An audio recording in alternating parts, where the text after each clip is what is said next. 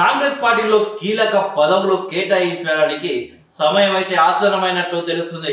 కాంగ్రెస్ పార్టీలో పదవులకు సంబంధించి అధిష్టానం కీలక అడుగులైతే వేస్తుంది. ఈ విషయంలో ఆచితూచి వ్యవహరిస్తున్న పార్టీ అధిష్టానం పదవుల విషయంలో ఎవరెవరికి ఇవ్వాలన్న పూర్తి సమాచారాన్ని రాష్ట్ర కాంగ్రెస్ వ్యవహారాల ఇన్ఛార్జ్ మీనాక్షి నటరాజన్ తెప్పించుకుంది. ఈ నేపథ్యంలో చివరాఖరుగా తెలంగాణ వ్యాప్తంగా ఉన్నటువంటి డిసిసి పరిశీలకులతో ఆమె సోమవారం భేటీ అయ్యారు.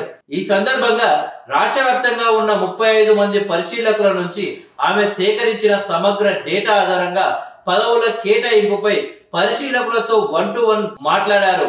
పార్టీలో దాదాపుగా పాతవారికే పదవులు ఇవ్వాలన్న నిర్ణయానికి మీనాక్షి నటరాజన్ వచ్చినట్టు తెలిసింది. అది కూడా త్వరలోనే మండల బ్లాక్ కాంగ్రెస్ అధ్యక్షుల నియామకం పూర్తి చేయాలి అని ఆమె నేతలతో చెప్పినట్లు సమాచారం. మిగిలిన నామినేటెడ్ పోస్టులతో పాటు కార్పొరేషన్ల డైరెక్టర్ల నియామకాన్ని సైతం చేపట్టనున్నట్లు పార్టీ వర్గాల ద్వారా తెలిసింది.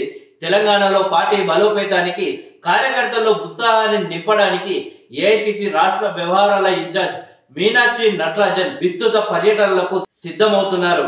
దీనిలో భాగంగా ముందుగా నియోజకవర్గ స్థాయి నేతలతో ఆమె కీలక సమావేశాన్ని నిర్వహించి పార్టీ కార్యక్రమాల అమలుకు సంబంధించి స్పష్టమైన ఆదేశాలు జారీ చేశారు.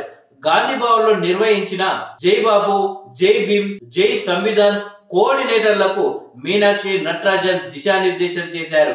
రాజ్యాంగ పరిరక్షణ కోసం జై సంవిధాన్ కార్యక్రమంపై ప్రజల్లో అవగాహన పెంచాలి అని ఆమె నేతలకు సూచించారు. రైతు భరోసా నిధుల విడుదల నేపథ్యంలో మంగళవారం సాయంత్రం అన్ని మండల కేంద్రాల్లో భారీ స్థాయిలో రైతు భరోసా సంబురాలను నిర్వహించాలి అని డిప్యూటీ సీఎం బట్టి విక్రమార్క సూచించారు.